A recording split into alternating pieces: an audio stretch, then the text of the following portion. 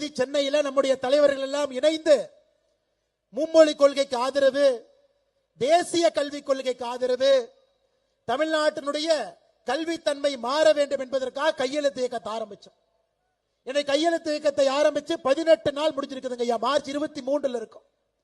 26 லட்சம் பேர் கையெழுத்து போட்டிருக்கிறாங்க. 26 லட்சம் பேர்.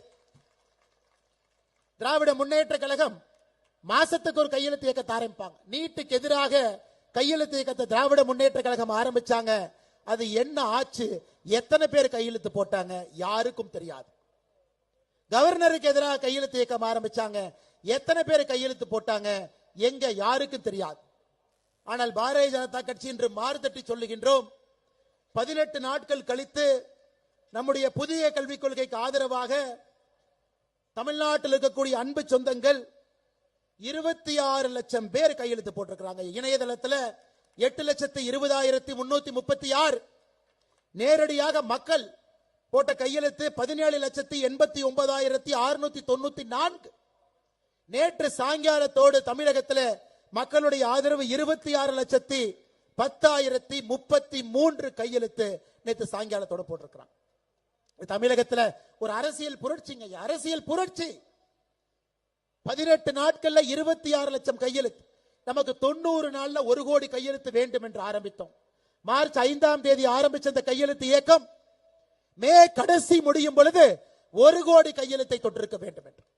இன்னைக்கு இதே ஸ்பீட்ல போனா 2 கோடி கையெழுத்தை நோக்கி நாம் சென்றிருப்போம். அன்பு சொந்தங்கள், அதற்கு கடுமையாக உழைத்த எல்லா பாரதிய ஜனதா கட்சியினுடைய அன்பு தொண்டர்களுக்கும் சகோதர சகோதரிகளுக்கும் இந்த நேரத்தில் நெஞ்சார்ந்த நன்றியை இந்த கட்சியினுடைய நாங்கள் எல்லோரும் இணைந்து உங்களுடைய பாதத்திற்கு அதை காணிக்கையாக்கின்றோம். 25% தான் முடிஞ்சிருக்குதுங்க. 75% பாக்கி இருக்கு. இன்னும் நமக்கு 74 லட்சம் கையெழுத்து வேண்டும் மே கடைசிக்குள்ள குறைந்தபட்சம். அதனால் நிச்சயமாக ஒரு மண்டல மாநாடும் நாம் இதே போல் நடத்தி கொண்டு வரும் பொழுது 8வது மண்டல மாநாடு முடிந்திருக்கும் பொழுது தமிழகத்தில் பாரதிய ஜனதா கட்சி முன்னெடுத்திருக்கக்கூடிய அந்த கையெழுத்து இயக்கம் 1 கோடியை தாண்டி, நம்முடைய இலக்கு 1 கோடி, 1 கோடியை தாண்டி 2 கோடியை நோக்கி சென்றிருப்போம் என்பதில் எனக்கு எந்த விதமான ஐயப்பாடும் இல்லை. அன்பு சொந்தங்களே, நிச்சயமாக நாம் அதை செய்து காட்டும்.